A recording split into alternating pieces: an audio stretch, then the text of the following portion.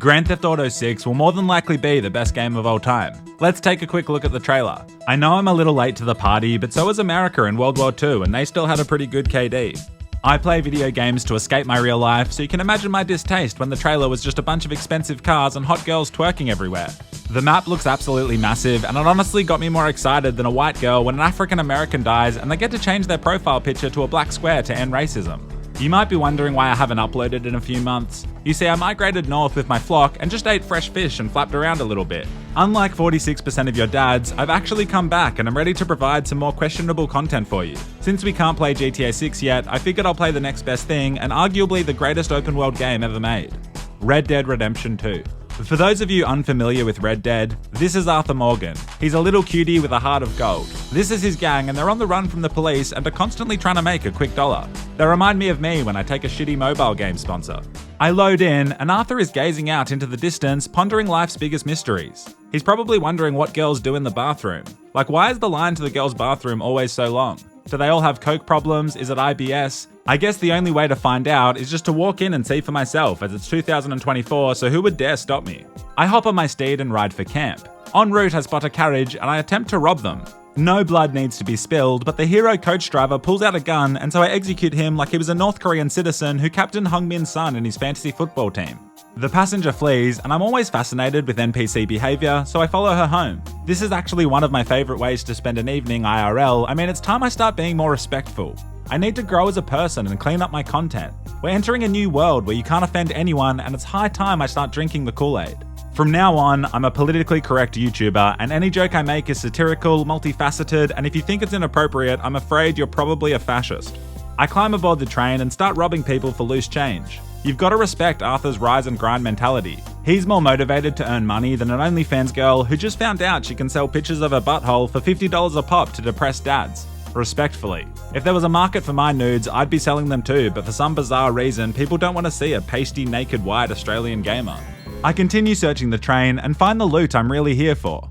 Canned peas. Peas contain an impressive amount of fiber and various beneficial antioxidants. They should surely help Arthur live a long and happy life. The law begins pursuing me, and so I jump in the driver's seat and flee the scene. If my YouTube channel ever fails, my backup plan is just being a train driver. Easiest job in the world. Even easier than OnlyFan butthole models. Honestly, OnlyFan girls should quit the butthole grind and start driving trains. I imagine all you have to do is push the forward button, as the steamy boy is literally on the tracks, unlike my life. I mean, I jump down into the swamp and spot a gator. I decide to fight the prehistoric reptile with my knife to prove that I'm the real apex predator. I stab it several times, but then it begins violently shaking me like it was a mother whose baby had cried one too many times. Obviously, I don't recommend shaking babies. A pillow is much quieter. I head back to camp to see what the gang is up to. Susan comes up to me and says I need to contribute more to camp, which is a fair shout. I guess all Arthur really does is kill everyone trying to kill us, but God, she's so right, I need to chop more logs and shit. I shave my facial hair in a way that would make even the straightest man rock hard, and then begin doing chores. I go and fill up a bucket with God's precious nectar and then tip it into the dishwashing water. I may have just crushed a woman with a train, but I balance my karma scales by providing fresh dishwashing water for the gang. Arthur is a domesticated goddess. My buddy Bill has a job in town, and so I hop on my horse and canter on over. I look pretty majestic, maybe a Twilight career in dressage is on the cards. The lads are all sitting around, looking submissive and breedable, plotting to rob a bank or something. What could go wrong? We walk down the main strip looking tough, and then Sean gets shot in the head. He forgot to put on his plot armor, silly goose. They knew what we were up to. It was a classic ambush, and the entire town is now out gunning for us. I'd feel really guilty about killing all these working class cops and farmers if I hadn't just helped with fetching the dishwater. We casually murder about 50 people, and this place turns into a graveyard. After the gunfight, the streets are lined with fecal matter and human corpses. At least it gives us a taste of what it's like living in Eastern Europe. I also realise I'm not even wearing shoes, which is pretty unhygienic.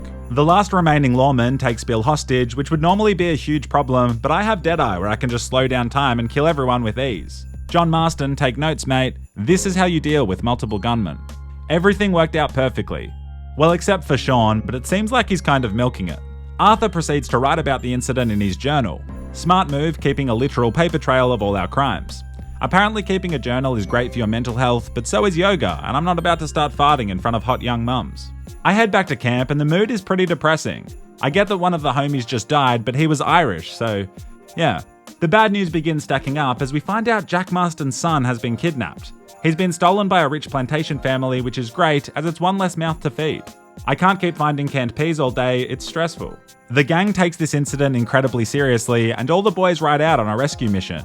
It's unironically pretty badass. Who would have thought horse riding could be so intimidating? We ride down the tree-lined plantation pathway with a gun in our holster, planning to save the small child. We breach and clear the estate mansion in the hopes of finding the little tacker, but instead we find an incredibly well-furnished home. They may be child-stealing racist, but taste recognizes taste. Our gang leader Dutch finds the woman in charge and drags her down the stairs by her hair. I'd normally feel bad about this, but she's probably Jeffrey Epstein's great-great-grandmother. I still can't believe Stephen Hawking went to Epstein's island. Like, imagine being the poor victim and this genius theoretical physicist rolls in on a wheelchair and hits you with a, "I want you to show me your black hole." We burn down her home and leave her there crying and alone. We do learn that a rich guy called Angelo Bronte, who lives in the city of St. Denis, is holding the child captive, not these guys. Our bad, our bad. The plot thickens. We ride for the city of St. Denis with haste, but honestly not with that much haste, like a child is missing but we decide to explore the city first. I get it though, it's important to live in the moment and sightsee a little bit. Take a personal day that's just for Arthur. I ride in and see a lad selling newspapers. It's pretty embarrassing, we're both wearing the same outfit, I hate it when that happens. I buy a paper off the little Malacca and all the stories are about all the bad things the gang and I have done. God forbid they put a story in about the time I fetched the dishwashing water. What is this, Murdoch Media? Unhappy with our good name being dragged through the mud, I attempt to murder the outfit copycat, but Rockstar have a no children murder policy. My immersion is shattered. I get headbutted by a cow and then continue exploring deep into the night. I decide to investigate the local pub, and as I walk in, everybody looks at me. Not in a good way though, in the kind of way my girlfriend's Vietnamese family looks at me when I arrive at one of her family gatherings. It's not like I'm arriving in a Huey helicopter with an AK-47 while Fortune Sun plays, I just can't handle spicy food. I have a couple of whiskeys and the bartender tells me there's a gang of hoodlums who can help me out with finding our lost child. I go and visit them the next day and they've got a solid little gang. They offer to give me a tour of the city, which is extremely thoughtful. Honestly, this is the most welcomed I've felt in my entire playthrough. He shows me the various sites and points of interest, such as the notable Catholic church where he lost his virginity. The dodgy youth then steals my coin purse and it was all a ruse. I actually got pickpocketed once when I was traveling in Europe, but it was by this hot Latvian lady. She pushed right up against me on the train and I thought to myself, wow, I love you. I then hopped off the train and realized my wallet was gone. It was like I speed ran a relationship. I find the kids, but it was a trap and they all have guns on me now. Child soldiers. Coney would be proud. In a surprising turn of events, they give the cash straight back and yeah, wow, they really folded quickly. Now that I think about it, they did have French accents. I decide to have a look around the market and begin saying hello to everyone I pass. This actually improves my karma scale for some reason, so I just start throwing out greetings left, right and center. I used to go to school with this bloke who'd say good morning to every single person in the grade every day because he thought it would impress girls. He liked this one girl in particular, let's call her Emma because, well, that's her real name. He asked me for advice and I was like, bro, just chill out a little bit and tell her how you feel. He immediately walks up to her and asks her on a date, but not to the movies or on a picnic. He asks her to Bible study. Nothing like reading a few passages from the book of Leviticus and then listening to Christian rock while you finger blast in the church car park. She said no thanks buddy, which was one of the more brutal things I've ever witnessed, and now he's an alcoholic. Wow. I pat this cute dog and now I'm pretty sure Arthur has rabies. I buy myself a fresh new suit so I can fit in with the fancy city folk, and then I see a women's rights activist suggesting women should be allowed to vote. I'm all for women voting, I'd just be a little worried she'd accidentally eat the ballot paper. I go and meet with the boys because we still have a missing child that we're all being pretty nonchalant about. The lads couldn't be looking more relaxed as they recline in the park. We head over to the captor's house and I wouldn't say they were especially welcoming. God forbid they offer us some biscuits and tea. None of the guards even say anything nice about my new suit either. These guys are equally good at abducting children and hurting my feelings. We negotiate with Angelo Bronte, who's the kingpin of this city, that if we go and steal some money from the graveyard for him, he'll give back the kid. Seems fair. John Marston and I ride for the graveyard. I feel like it's a safe shout to get overly attached to both of these characters. I proceed to steal a comically small coin pouch, and just like that, we have little Jack back with the gang. Arguably a far worse environment for him to grow up in than a fancy mansion, but still, child trafficking is actually pretty easy. We also get invited to Angelo Bronte's party, which I'm stoked about, as sometimes it's nice to treat yourself. We ride back to camp and everyone's happy, a rare moment for the gang to cherish. Perhaps we can use this experience as a platform to set a better example for young Jack and give his future a fresh glass of hope. We proceed to heavily drink and smoke while singing songs about murder. I actually go out of my way to ensure Jack gets heaps of secondhand smoke. He thinks he's so fancy with his new little blouse, early onset emphysema should take him down a few notches. I head back to my crack den and get a healthy 3 hours sleep. In the morning, I make a strange discovery. Mary Beth is pretending to read a book. She's turning the page every 3 seconds, which is a comically short amount of time. I mean, is it a short time? Maybe 3 seconds is a fine amount of time and could be seen as a compliment in some settings. Anyway, her bestie has been kidnapped and she wants me to save her. If my best friend was kidnapped, I probably wouldn't just sit on the ground pretending to read a novel. Miss Grimshaw and I ride out on a rescue mission to find Tilly.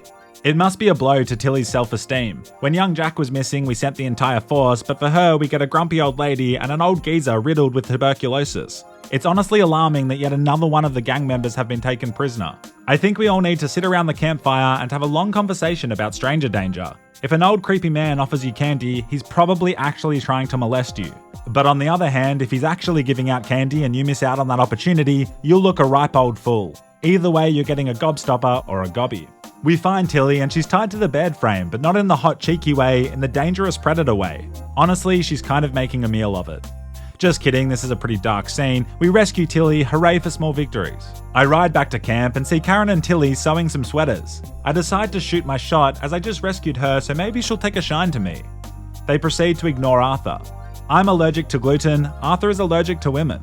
Dutch is like, yo boys, Angelo Bronte's party is tonight, let's go have ourselves a good old time and ideally find some opportunities for wealth. We rock up in a horse and carriage, pretending to be highly sophisticated gentlemen. I was invited to the Australian Open Tennis to sit in Taylor Fritz's coach's box the other day, and it reminded me of this. It was a great experience. Taylor played phenomenal tennis, but the lads and I kind of forgot that tennis is a gentleman's sport. We rock up with 4 beers each, wearing hoodies, and every time the camera panned to his personal box, we were just necking drinks on national television behind his partner and coach. I spent ages trying to find the footage, but all I could find was this photo of me sitting there looking like a wag. I finally achieved my dream. We decide to split up and do some party reconnaissance. I grab myself a champagne flute and then go and offer 2 women a champagne top-up for some reason. Nothing impresses girls like becoming the help. Do they ask Arthur some personal questions to form a connection? No, they walk away immediately. Arthur has less game than a Call of Duty campaign. I see some geezer in a top hat and he begins choking on a bread roll. There's a prompt to help him, but instead I just watch and pretend he's choking on my little dick. This is Arsenal in the Premier League last season. This is me not becoming a Fortnite YouTuber back in 2017 and farming kids' parents' money through a creator code. I always wonder what would have happened if I'd gone down the Fortnite career path. I think I'd be rich but dead inside. Now I'm just dead inside. The host put a firework display on that lights up the sky, and I pick this moment when everyone's distracted to do some meddling. I stalk the housekeeper. He grills one of the maids for being seen at the party as this isn't her place. He then proceeds to slap her. It's absolutely disgusting that she thought she was invited. He goes upstairs and conveniently leaves the door open so I can walk in and rifle through Angelo Bronte's desk. Inside I find documents that suggest we should rob a casino boat and a bank. We leave the party, ready to make some quick cash. Back at camp, Miss Grimshaw gives Arthur a grilling, saying that I don't bring enough food back for people to eat. Sorry, guess I've just been busy constantly saving our mates from captivity and certain death. Maybe all the food is getting lost in her cleavage.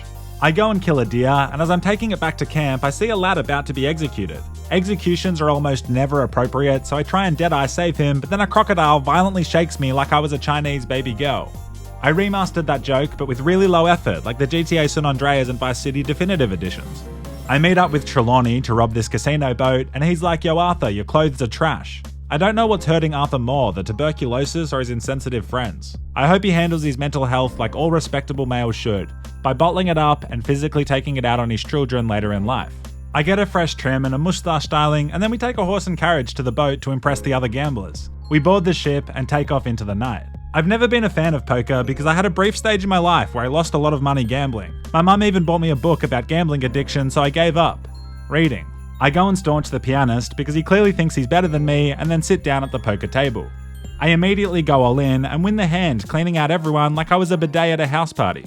I'm now playing heads up with one of the richest men in Saint Denis. I have pocket queens, which obviously means I go all in again, and I beat the capitalist dog. His boys take me up to the safe so I can get my payment. It looks like we won't even need to use our guns at all, as I just won plenty, just kidding, we love money more than Jeff Bezos' next few wives, and so we decide to rob the entire casino stash.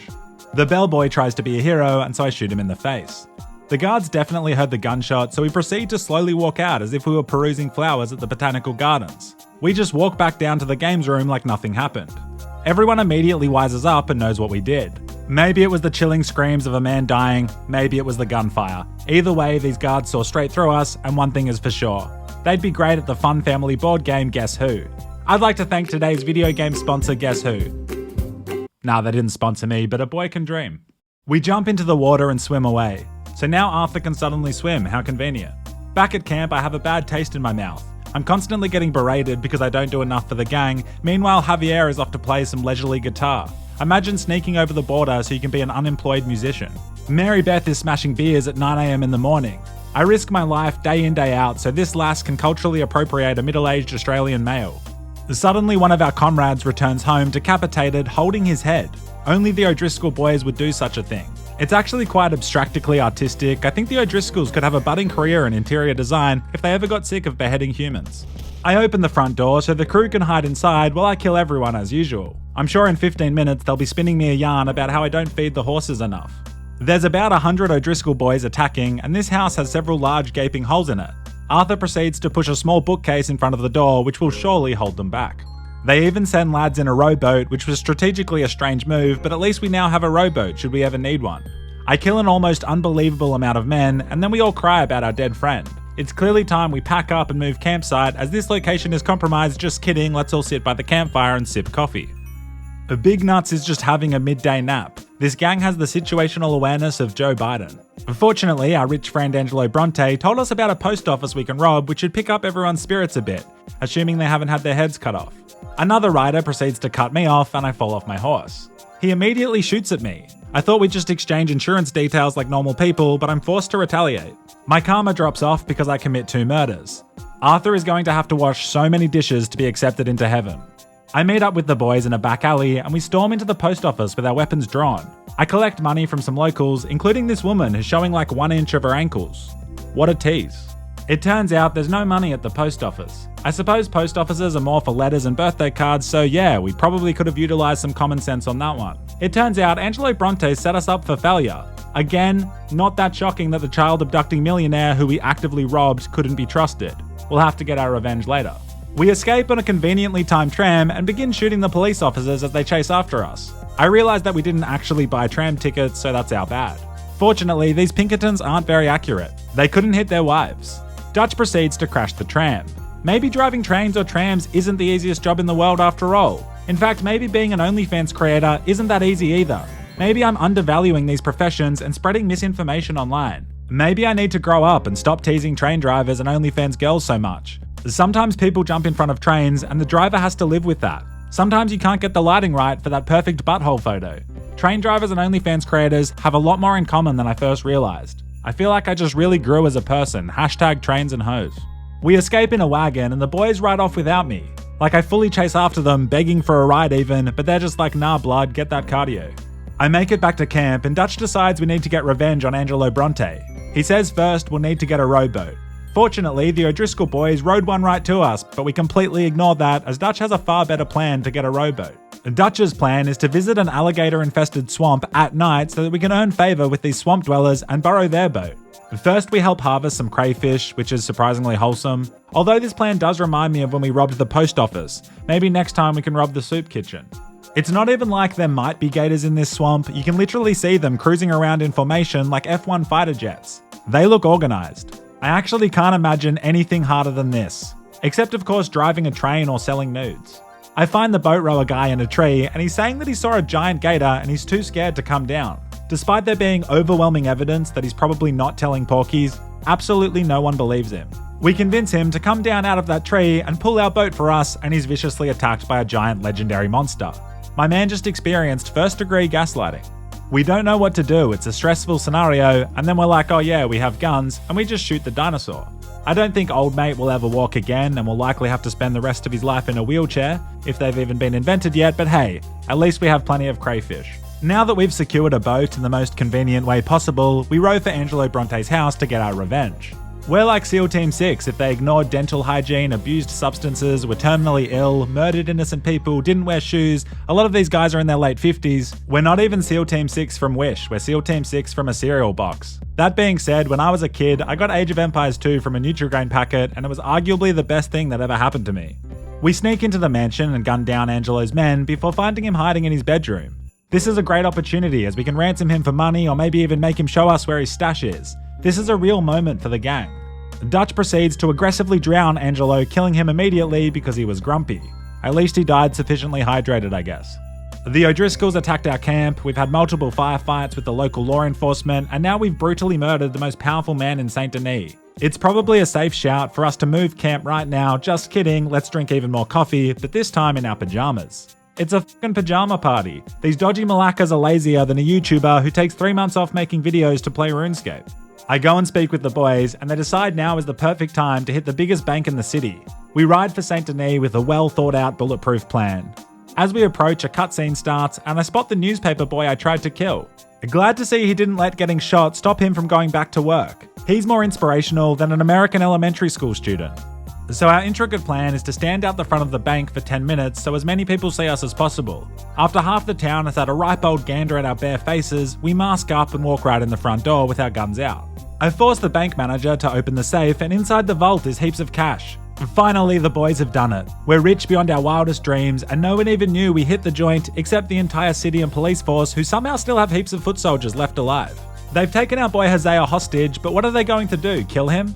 They proceed to kill him. It would be so sad if he wasn't so old. The average lifespan of someone in the Wild West is 35, so that was hardly murder, basically euthanasia. I've never robbed a bank before, but I will admit I once did steal something. There was this kid in our school who was crazy rich, and he loved letting us know about it. He had a hot ass mum. Unrelated to the story, but just so you know, she was stunning. Like in hindsight, she must have been a model. I would dip my balls in hydrochloric acid just for a chance to smell her hair. So he had this insanely big Pokemon card collection, and one day his flexing got under our skin and we decided to become the Robin Hoods of the school. I distract the Nepo baby by telling him a fight was happening at the top oval, and we run over to check it out. Meanwhile, the lads locate his bag and steal the entire Pokemon collection. He was not happy. He cried and I was riddled with guilt, but I also now had a Dark Charizard, which was hectic. The teachers made the entire school go to the gym and we all had to sit there while they searched everyone's belongings. I was sweating as I had a quarter of his Pokemon collection in my pocket. You could basically see it through my pants. Remember how I mentioned I was allergic to gluten? Well, I told my teacher that I must have eaten some, and she had to take it very seriously. I let her look through my bag and then rushed to the bathroom. All of the other lads were caught, but they didn't give me up. They weren't friends, they were brothers who were lost forever. Well, for like a 4-day suspension. We let everything cool off, and then we split the cards I had between us. I still have that Dark Charizard to this day, and every time I look at it, I honestly, I just picture his mum. We escape via the rooftops, but then the unarmed Lenny is ambushed and gunned down by the expecting guards. Arthur kneels by his side and weeps. This is what happens when you don't change your Instagram photo to a black square. We climb in an apartment window and wait for the heat to die down. I haven't felt this attacked since I went to the bar the other night with my 21-year-old girlfriend, and everyone was calling me a pedo and a cradle snatcher. Completely ruined our 10-year anniversary. Night comes and we begin sneaking to the dock so we can escape by boat. I see a lonely guard and I proceed to stab him in the neck, and I instantly fail the mission. You can play Red Dead 2 any way you want, as long as it's exactly the way Rockstar wants. There's too many guards out looking for us and no way to cross over. It's okay, we can find another route. Just kidding, one of the homies decides to run out and draw their attention without overthinking it. I haven't seen an act this courageous since my cat came out as trans. We hop onto a large boat and escape the Wild West. For now. We may have lost a few good men, but we also had a few cheap laughs. It feels great to be back uploading again. Hit like if you enjoyed this content. I've also been uploading on my other channel, Papa Pelly. If you're hungry for more Pelly content, I'll link that channel in the description and top comment. Look after yourself, you dodgy bird watchers. I'll see you soon. Love you.